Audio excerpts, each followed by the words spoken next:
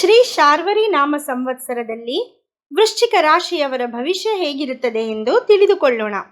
ರಾಶಿ ಚಕ್ರದಲ್ಲಿ 8ನೆಯ ರಾಶಿ ವೃಶ್ಚಿಕ ರಾಶಿ. ವೃಶ್ಚಿಕ ರಾಶಿಗೆ ಅಧಿಪತಿ ಕುಜನು. ವಿಶಾಖ ನಕ್ಷತ್ರದಲ್ಲಿ 4 ಪಾದಗಳು, ಅನುರಾಧ ನಕ್ಷತ್ರದಲ್ಲಿ 1, 2, 3 ಮತ್ತು 4ನೇ ಪಾದಗಳು, ಜ್ಯೇಷ್ಠ ನಕ್ಷತ್ರದಲ್ಲಿ 1, 2, 3 ಮತ್ತು 4ನೇ ಪಾದಗಳು ಈ ನಕ್ಷತ್ರಗಳು ಈ ರಾಶಿಗೆ ಸೇರಿದೆ. ಈ ವರ್ಷ ಈ ರಾಶಿಯವರಿಗೆ ಆದಾಯ 14, ವ್ಯಯ 14, ರಾಜೋಪಚಾರ 3, ಅವಮಾನ 1. ಈ ವರ್ಷ ಈ ರಾಶಿಯವರಿಗೆ ಖರ್ಚು ಮತ್ತು ಆದಾಯ ಸಮ ಪ್ರಮಾಣದಲ್ಲಿ ಇರುತ್ತದೆ.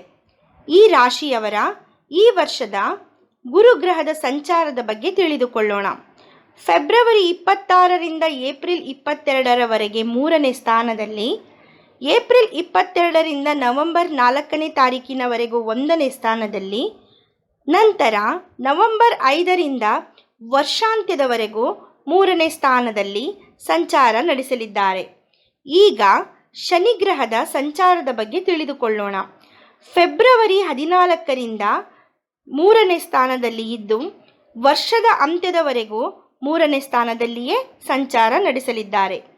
ಈ ವರ್ಷ ರಾಹು ಗ್ರಹವು 8ನೇ ಸ್ಥಾನದಲ್ಲಿ ಹಾಗೂ ಕೇತು ಗ್ರಹವು 4ನೇ ಸ್ಥಾನದಲ್ಲಿ ಸಂಚಾರ ನಡೆಸಲಿದ್ದಾರೆ. ಈ ವರ್ಷ ನೀವು ಬಹಳ ಒಳ್ಳೆಯ ಫಲಗಳನ್ನು ಕಾಣುತ್ತೀರಿ. ಐಷಾರಾಮಿ ವಸ್ತುಗಳನ್ನು ಖರೀದಿ ಮಾಡುವಿರಿ. ಹಣ ಐಷಾರಾಮಿ ವಸ್ತುಗಳಿಗೋಸ್ಕರ ವ್ಯಯ ಮಾಡುವಿರಿ. ಈ ರಾಶಿಯವರಿಗೆ ಮುಂಗೋಪ ಹೆಚ್ಚಾಗಿದೆ. ನಿಮ್ಮ ಸ್ವಂತ ಬುದ್ಧಿಯಿಂದ ಏನನ್ನಾದರೂ ಸಾಧಿಸುತ್ತೀರಿ. ಬೇರೆಯವರ ಮಾತಿಗೆ ಕಿವಿ ಕೊಡಬೇಡಿ. ನಿಮ್ಮ ಸ್ವಂತ ಬುದ್ಧಿಯಿಂದ ಕೆಲಸ ಮುಂದುವರಿಸಿ. ಬೇರೆಯವರು ನಿಮ್ಮನ್ನು ಕೆಣಕಿ ಅಪಹಾಸ್ಯ ಮಾಡುವಂತಹ ಸಂದರ್ಭಗಳು ಬರಬಹುದು. ಭಾವೋದ್ವೇಗಕ್ಕೆ ಒಳಗಾಗಬೇಡಿ. ಕೋಪ ನಿಯಂತ್ರಣದಲ್ಲಿಟ್ಟುಕೊಂಡರೆ ಒಳ್ಳೆಯ ಫಲಿತಾಂಶವನ್ನು ಕಾಣುವಿರಿ. ನಿಮ್ಮ ಗುಟ್ಟು ಅಥವಾ ಯಾವುದೇ ವಿಚಾರ ಕುಟುಂಬದವರೊಂದಿಗೆ ಬಿಟ್ಟು ಬೇರೆಯವರೊಂದಿಗೆ ಹಂಚಿಕೊಳ್ಳಬೇಡಿ. ನಿಮ್ಮ ವಿಚಾರಗಳನ್ನು ಬಳಸಿಕೊಂಡು ಬೇರೆಯವರು ಕಾರ್ಯ ಸಾಧನೆ ಮಾಡುವ ಸಂದರ್ಭಗಳು ಬರಬಹುದು. ಎಚ್ಚರಿಕೆಯಿಂದ ಇರಿ. ಈ ವರ್ಷ ನೀವು ಮುಟ್ಟಿದ್ದೆಲ್ಲ ಚಿನ್ನವಾಗಲಿದೆ. ನಿಮ್ಮ ಯಾವುದೇ ಕೆಲಸಕ್ಕೆ ಕುಟುಂಬದವರ ಸಹಕಾರ ದೊರೆಯಲಿದೆ. ವ್ಯಾಪಾರದಲ್ಲಿ ಅಭಿವೃದ್ಧಿಯನ್ನು ಕಾಣುವಿರಿ. ರಾಜಕೀಯ ಕ್ಷೇತ್ರದಲ್ಲೂ ಕೂಡ ಅಭಿವೃದ್ಧಿಯನ್ನು ಕಾಣುವಿರಿ. ಹಣಕಾಸಿನ ತೊಂದರೆ ಬಂದರೂ ಅದನ್ನು ನಿರ್ವಹಣೆ ಮಾಡಿಕೊಂಡು ಹೋಗುವಿರಿ. ವರ್ಷದ ಕೊನೆಗೆ ಆರ್ಥಿಕ ಪರಿಸ್ಥಿತಿ ಇನ್ನೂ ಒಳ್ಳೆಯ ಮಟ್ಟದಲ್ಲಿ ಸುಧಾರಿಸಲಿದೆ. ಮನೆಗೆ ಗೃಹೋಪಯೋಗಿ ವಸ್ತುಗಳನ್ನು ಖರೀದಿಸುವಿರಿ.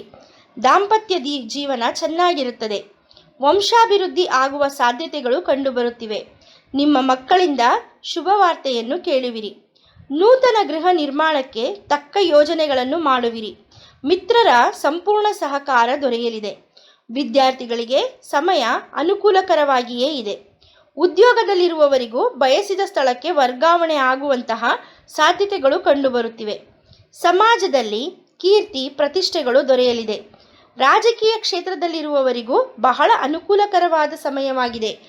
ನಿಮ್ಮ ಆತ್ಮವಿಶ್ವಾಸವೇ ನಿಮಗೆ ಶ್ರೀರಕ್ಷೆಯಾಗಲಿದೆ. ಪ್ರತಿ ಮಂಗಳವಾರದ ದಿನ ಹನುಮಾನ್ ಚಾಲಿಸವನ್ನು ಪಠಿಸಿದರೆ ಬಹಳ ಒಳ್ಳೆಯ ಫಲಿತಾಂಶವನ್ನು ಕಾಣುವಿರಿ.